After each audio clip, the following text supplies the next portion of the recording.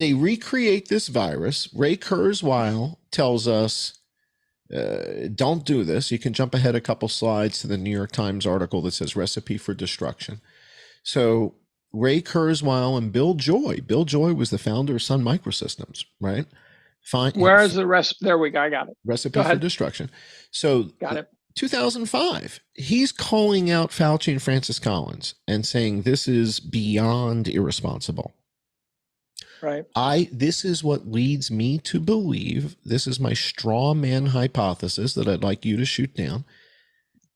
If there was an influenza outbreak, if there was an influenza pandemic, what strain historically has killed more than 5 million people in the past?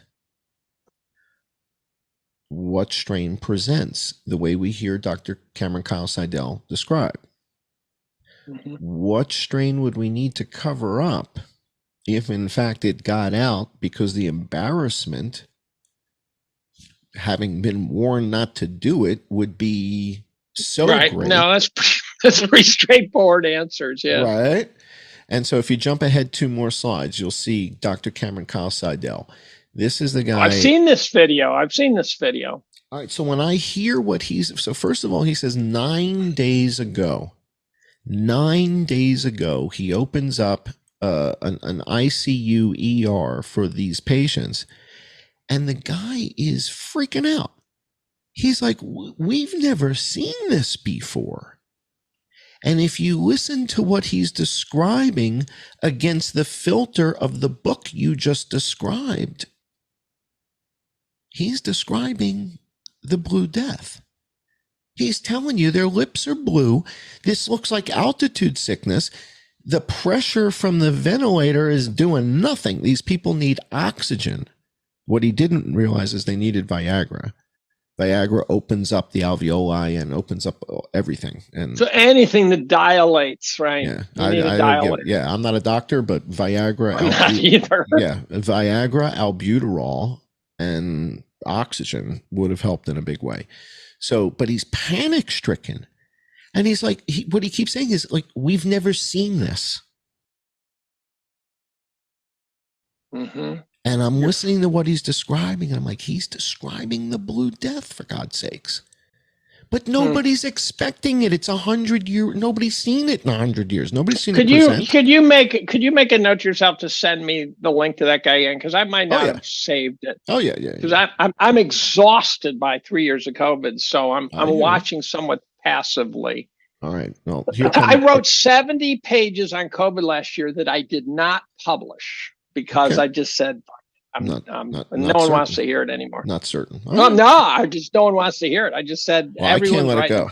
I can't let this go. No, I got it. Yeah, I can't. All right. So now the next slide is excess deaths. And this is important because everybody's talking about excess deaths.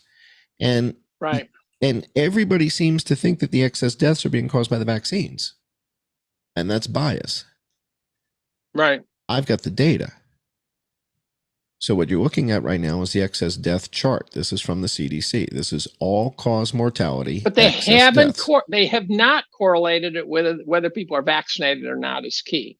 That's one of the things I've noticed is. All right. Is that I haven't seen someone say, okay, here's the excess deaths amongst vaccinated, here's the excess deaths amongst non-vaccinated. I've not been able to find that data. But the group that's trying to argue against the vaccines is saying that the excess deaths most likely are caused by these vaccines. Yet, right, definitely. All right, but they don't show you the data, right? So what we're going to look at is the data. Because again, this is sort of the beauty of my anonymity. I'm not asking you to trust my PhD. I'm not asking you to trust me because I went to MIT. I'm asking you to look at my data. Don't trust me. So jump ahead to the next slide. In the next slide, I overlay the P&I deaths that we just looked at with the excess mortality. That's pretty good. That's pretty good. I mean, come on now. If that's not a fit, who's got a better fit than that? Nobody's got a better fit than that. That's lock and key stuff right there. Shit. That's your excess deaths, baby. Now, the thing is, I don't have a vaccine bias. A lot of people. So, for example, Steve Kirsch. I did an interview with Steve Kirsch, and he's very much on the vaccine warpath. Very much so. Okay. Steve was vaccinated. I know. Okay. So he feels betrayed. I know. I don't have that bias. I'm more about the root cause. Steve, I hate to say this, Steve is not the best spokesperson. No. Steve elicits. Steve's a very strong personality that elicits responses of all shapes and sizes. Agreed. And his focus, I think, is narrowed by the fact that he feels betrayed having taken the vaccine. I'm more interested in the root cause of this, and if in fact this is a cover-up, which when you see that influenza disappeared from over 100 countries in 28 days, well, how could that not be a cover-up? I mean, that certainly is not an organic development.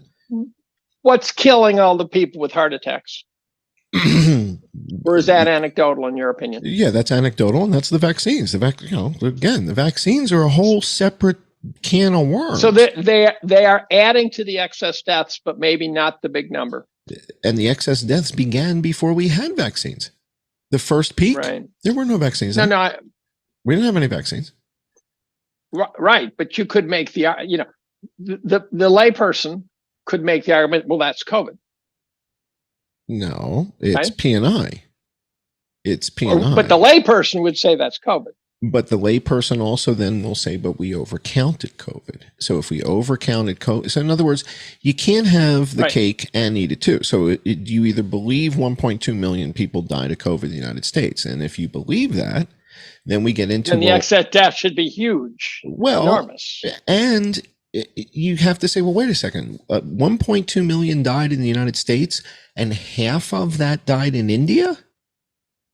Right. No, I get that. So don't you think maybe we overcounted? Well, if we overcounted and really 1.2 million didn't die, it's more like 100,000.